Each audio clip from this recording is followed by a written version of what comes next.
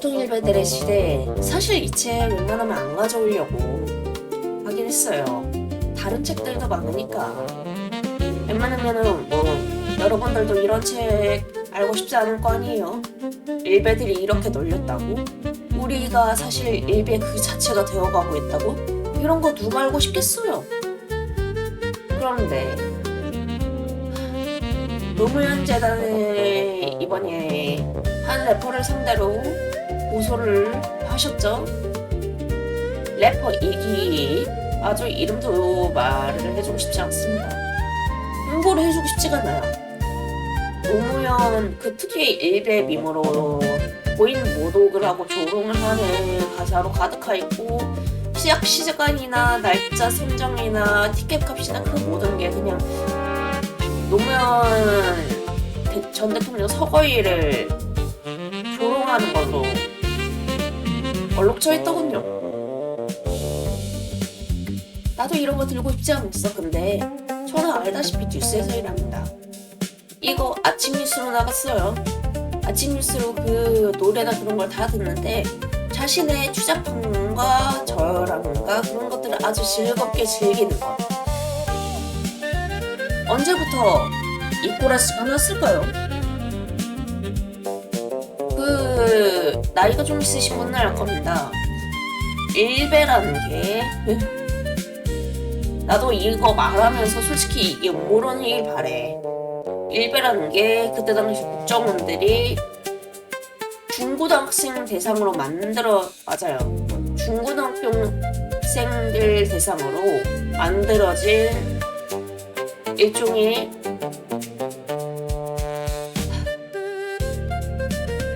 세뇌 시스템이었다는 걸 시간이 한참 지나고 나서야 알았지. 그때까지만 해도 일베 하는 애들 거른데 했는데 꽤 많은 사람들이 불안했어요. 일베를 하는 사람 걸을 수 있으면 좋지. 근데 저걸 하고 있는 게 지금 중고등학생이라고. 쟤네가 나이 들면은 쟤네도 어쨌든 어른이 될 텐데 쟤네가 어른이 되면서 저게 주류가 되면 얼마나 위험하겠어. 실제로 사람들의 그 예상은 정확하게 들어맞았고 사람이 죽을 때마다 예를 들면 세월호 사건 때도 세월호 부모들이 배를 굶으면서 항의를 하면서 제발 아이들에 대한 수사와 이런 일들이 이뤄지지 않게 법을 제정해달라고 항의를 하고 있을 때 그걸 조롱하는 사람들이 있었죠. 아주 그냥 눈 앞에서 말하기도 싫어.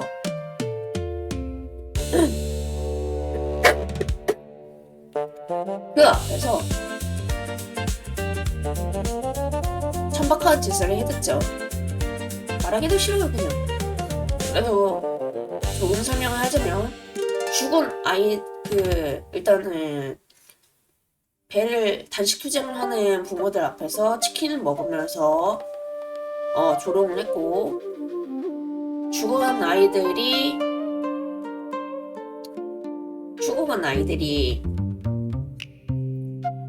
생성이 되었을 테니까 어묵으로 조롱하고 이번에 스타벅스 김용진 부사장이 탱크데이를 내서 문제가 됐었죠. 알고 있을 분들은 아실 겁니다. 죄송합니다. 욕을 했네. 욕을 하면 안 되는데. 근데 저희 회사 직장 동료가 이제 스타벅스 못 먹겠다 이런 말씀 하시더라고요. 근데 알만한 분들은 다 알아요. 스타벅스 그 부사장이 철저히 일베 쪽이라는 걸 알아요. 그 사람들이. 왜냐면은 여기저기에서 아주 그냥 뿌리고 다녔거든. 어느 4월 13일만 되면 생선 먹으면서 미안해 고마워 이러고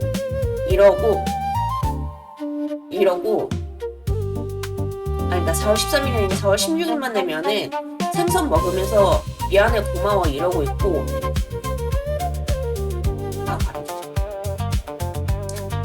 일베 특유의 손동작 있잖아요. 그거를 항상 하고 그런 식으로 자기들이 맨날 그렇게 숨겨놓고 자기들끼리 낄낄대고 조롱하는 문화가 형성이 돼 있죠. 사실 이게 지들만 그런다는 걸 몰라. 아니면은 뭐 노무현 합성을 하기, 그 방송의에서 일베 관련된 밈 내보내가지고 사과하게 만들기, 뭐 그런 것들이요. 뭐 그런 짓 한다고 해서 걔네들이 잘렸다는 소식 내가 아직 못 들었거든. 근데 아닙니다. 게임사에 대해서는 말을 좀 아낄게요. 아무튼 그런 것들을 보면서 저 철저하게 일베들이 널려있다는 걸 다시금 깨닫게 되죠. 아 근데 그거 어쨌든 소수 아니에요? 물론 우린 이걸 소수라고 말을 하고 싶지만 일베의 철저한 그 악행이 좀 드러나면서 난 저 정도는 아니니까 괜찮아 라면서 일부의 그래도 이건 하면 안 되지 라는 게 점점 이게 풀려가고 있어요. 그 쇠쇠쇠 풀려나가면서 뭐 대표적으로는 흑인 관짝 댄스 아시죠? 그거를 그 코스프레로 유명한 학교에서 했잖아. 흑인 분장을 해가지고. 근데 이게 얼마나 좀 불쾌한 거예요. 이미 흑인들 같은 경우는 블랙페이스라는 백인들의 그 스탠딩 코미디 같은 거를 알고 있다 보니까 이게 굉장히 불쾌한 거고 하면 안 되는 거다, 인종차별이다 라고. 그때 당시 흑인으로 유명했던 연예인이 입을 열었더니 야 너는 뭐 잘한 거 있냐 하면서 그 연예인을 오히려 깔아뭉개고 바닥으로 던지고 그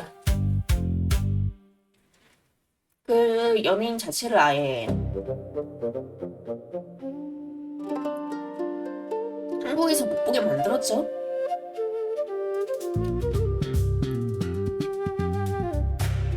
그걸 통해서 사람들은 이 정도는 해도 되는구나 라는 거를 다시금 깨달았어요. 사람이 사람한테 하려면 좀 추잡한 짓을 안 하려고 스스로 노력해야 되는데 하다 보니까 이 정도는 해도 되는 것 같은데? 이 정도는 해도 되는 것 같아. 조금만 더 해볼까? 이런 식으로 사람들이 리미트가 풀려가요.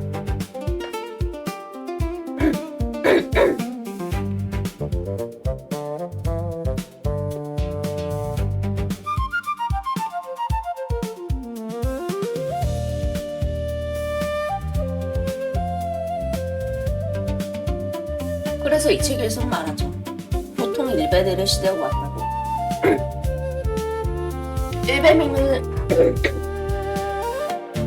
일베밈은 뭐 숨겨서 쓰는 이거긴 하지만 그 일베가 퍼뜨린 여파는 장난이 아닙니다. 흔히들 말하죠. 독을 풀었다고. 일베는 독이 한번 세상에 퍼지고 나가니까 그래도 이 정도는 해도 되는 거 아니면서 점점 이 수위가 올라가요. 아이들의 장난의 수위가 올라가요. 얘들한테 성희롱을 하는 게 중학교 고등학생들이 아이들끼리 있으면은 자기는 중학교 고등학생들이 자기는 학교 가면 남학생들하고 말하고 싶기가 싫대. 왜 그러냐고 했더니 일베민이나 아니면 성희롱 훔쳐주고 엄청 들고 다닌다고. 그런 식으로 퍼뜨려져 있고 아이들의 인식은 이미 망했고 아이들 인식만 망했겠어요? 그때 당시에 중고등학생들이 지금 학교 선생일 텐데 학교 선생님으로서 그걸 낄낄거리면서 같이 웃어주면서 받아주겠지? 아니면 학생들을 그 인식을 가르치겠지? 이명박의 그 일간 베스트 프로젝트는 완벽하게 성공했습니다. 사람들의 수준을 떨어뜨리는데 완전하게 성공을 했어요. 야 그래도 사람이 그렇게 행동하면 안 되지 라는 것들의 리미트가 없어졌으니까요. 날이 갈수록 사람들이 미쳐가는 건 전 세계적인 성향이기는 전 세계적으로 보이는 모습이긴 합니다. 제가 지난번에 들고 왔던 책 우리는 왜 괴물이 되어가는가에서도 말씀드렸다시피 이게 그냥 전 세계적으로 그래요. 전 세계적으로 그런데 우리나라에서는 왜 그랬냐? 우리나라 같은 경우에는 시발점이 있었어요. 기폭제가 있었습니다. 국정원에 대놓고 전문가들을 초빙해가지고 어떻게 사람들의 수준을 떨어뜨릴지 어떻게 사람들의 인식을 망가뜨릴지에 대한 연구를 해서 나온 게 바로 일간 베스트였으니까요.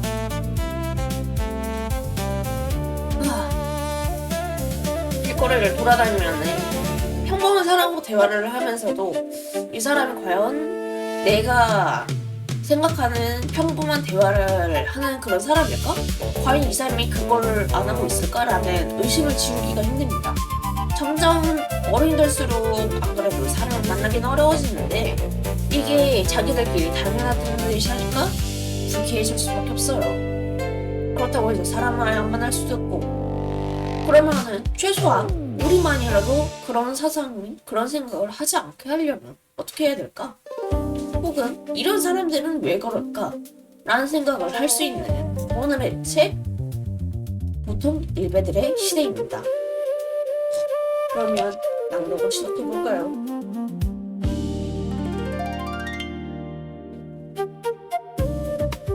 사이버 능력주의가 작동하는 사회에서 개념글이라는 자원은 그것을 얻을 수 있는 능력을 가진 자에게만 돌아간다. 갤러리 안에서 특혜를 얻다. 성별도 수능점수도 스펙도 필요치 않다. 현재 그가 누구인지 알 수 없으므로 과거 역시 묻지 않는다. 과거의 계열을 근거로 자신의 게시물의 추천을 요구하는 것과 같은 행위는 고인물의 노출일 뿐이다. 사이버 능력주의가 시험돼 유토피아에서는 모두가 평등한 병신으로서 오로지 웃기는 능력, 자를 짜내는 능력, 떡밥과 떡밥 사이를 보유하며 현란한 드립을 칠 수 있는 능력만이 중요하다. 이러한 능력은 사이버 공간과 얼마나 긴밀하게 착종되어 있는가에 달려있다. 만약 그가 갤러리에서 여러 번 기념글에 등록한다면 그것은 걔가 많은 사람들과 친목을 다져서가 아니라 갤러리의 문법을 깨고 있기 때문이다. 한 번도 갤러리꼴로 선정된 적이 없다면 그런 사람은 갤러리의 문화에 적응하지도 시류를 파악하지도 못하는 자신을 탓할 뿐이다. 이에 따라 DC나 일베 같은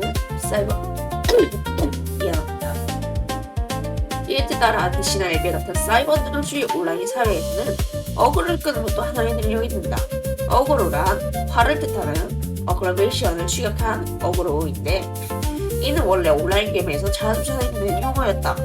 온라인 게임은 각 캐릭터의 능력의 특징과 장점이 뚜렷하기 때문에 공격과 방법, 마법의 뒤에 스킬에 따라 보답해야 돼. 하나의 파티를 구성하여 게임을 진행하게 된다. 이때 높은 레벨의 몬스터를 제압하기 위해서 파티에 주는 체력 및 방어력 수치가 제일 높은 캐릭터가 몬스터들의 임무 업글이나 혼자 공격을 감당해야 하는데 이를 어그로를 끈다고 치겠다. 이처럼 온라인에서 유쾌한 어그로라는 말은 사이버 공간에 담아서면서 또 다른 의미를 획득하게 되는데 이때 의미는 부정적 감정을 불러일으키는 것에 대한 주의 집중 상태로 달라진다. 어그로를 자주 끄는 사람을 통칭 어그로꾼이라 불리고 이들은 강제로 회피하는 것이다. 하지만 이러한 행위가 점차 인정, 즉 많은 추천과 댓글과 같은 열렬한 문을 얻고 흔한 일이 되자 어그로꾼을 바라보는 시각도 변화했다. 그 이후 어그로를 끄는 사람들이 구사하는 다양한 전략이 많은 사람들의 찬사를 받기도 하고 그들이 펼치는 기만과 자극적인 술수에 넘어가지 않도록, 즉 낚이지 않도록 무서움들을 각성시키기에도 하는 것이다. 요컨대 어그로꾼의 목적은 욕을 많이 먹는 데 있고 많은 질타를 받는다는 것은 그만큼 그의 전략이 성공했다는 것이며 이는 곧 능력이 탁월하다는 것을 증명으로 인식된다.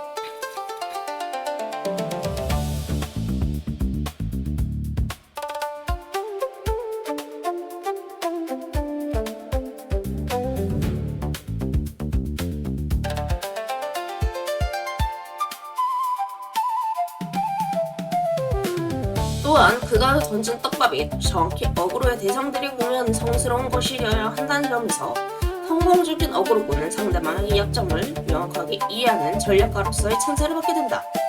드립과 어그로의 줄을 쓰는 극단적인 표현이 있다기보다는 그런 표현들이 성스러운 것을 부정하고 해체한다는 것에 있다. 유머의 풍자와 본질을 그러하듯 드립은 절대적인 가치를 인정하지 않으며 일베 이용자들은 성스러운 것을 파괴하는 쾌감 등의 감정적 에너지를 부여한다. 극도로 배려적인 드립조차 웃음거리로 여겨지는 일베에서 오늘날 한국 사회의 그 어떤 것도 그들의 비난과 비웃음을 취할 수 없었다. 또한 그들은 이런 드립과 어그로를 이해하지 못하는 이들을 통틀어 십선비라고 부른다.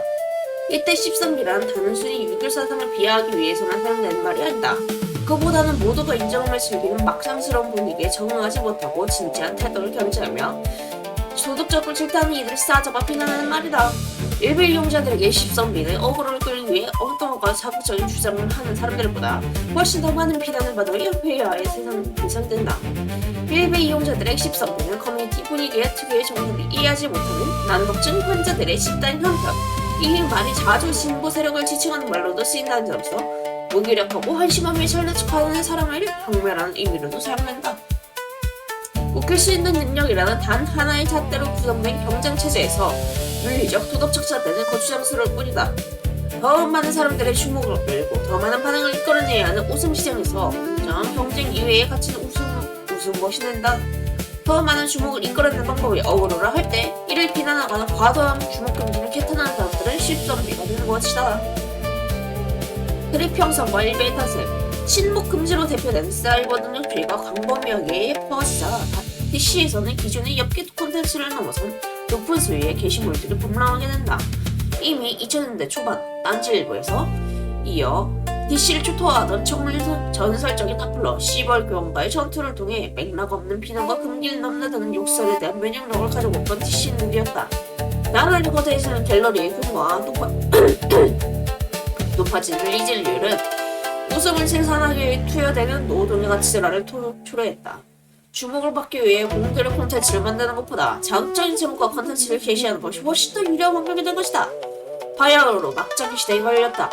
이제 갤러리 이용자들은 암묵적으로 지켜지는 커뮤니티의 금기 또는 한계를 넘어 무한히 확장하려는 시대를 하게 된다.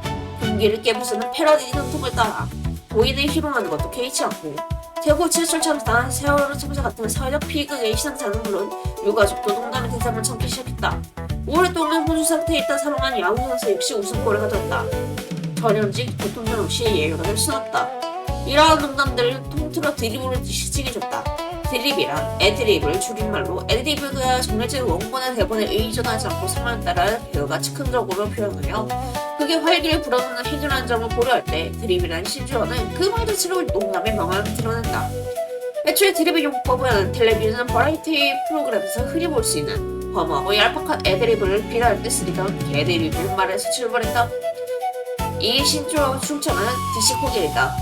부적적인 의미로 사용되던 개드립은 코길 이용자들에 의해서 상당히 재치 및 통제를 보여주는 이들에게 문화는 찬사로 바뀌었고 이러한 용법이 사이버 상에서 대중화되며 드립이라는 말은 점차 유행어로 정착되었다. 최근에 이름의 드립은 일종의 정밀사로 사용되는 모습을 볼 수 있는데 유머와 소집에 땡 드립을 붙인 방식으로 신조어를 쏟아내는 것이다.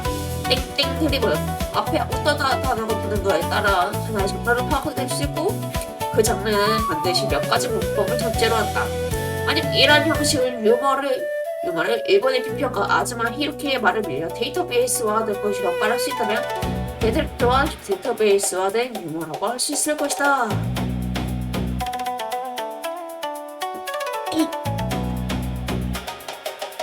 제가 말을 했죠. 한번 족쇄가 풀리니까 계속해서 풀려나갔다고. 우린 1배 정도 아니잖아. 아니다. 1배에서 이 정도까지인데 이것도 그냥 살짝 번지면 괜찮지 않을까? 수많은 반복, 수많은 대화, 그리고 그걸 이용한 사람들의 결국 풀려지는 유미터. 우리는 보통 1배의 시대에서 살고 있습니다. 그래요. 저도 땡땡 나나 땡땡 들 이런 식으로 어느새 저도 모르게 물들어서 사용하고 있죠.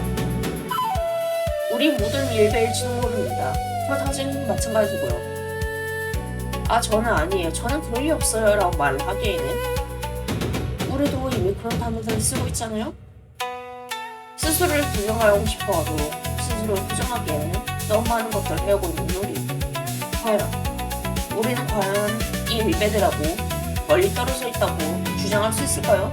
아니 그러면 일배하고 떨어진 우리는 영원히 일배하고 떨어지지 못하는 우리는 영원히 그냥 이 모양 이 꼴 살아야 될까요? 그러한 생각을 다시 한번 재정립할 수 있는 오늘의 책 보통 일배들의 시대였습니다. 여러분의 하루가 어떠셨는지 모르지만 오늘 하루의 마무리가 나쁘지 않았으면 좋겠다고요. 아니면 오늘의 책을 통해서 조금 더 생각을 하느라 조금 밤이 늦어질지 모르지만 그래도 여러분의 오늘 하루 마무리가 좋게 마무리되길 바라는 지금까지 자매도전하고 관장 영미영이었습니다. 여러분 오늘 밤도 잘 자요.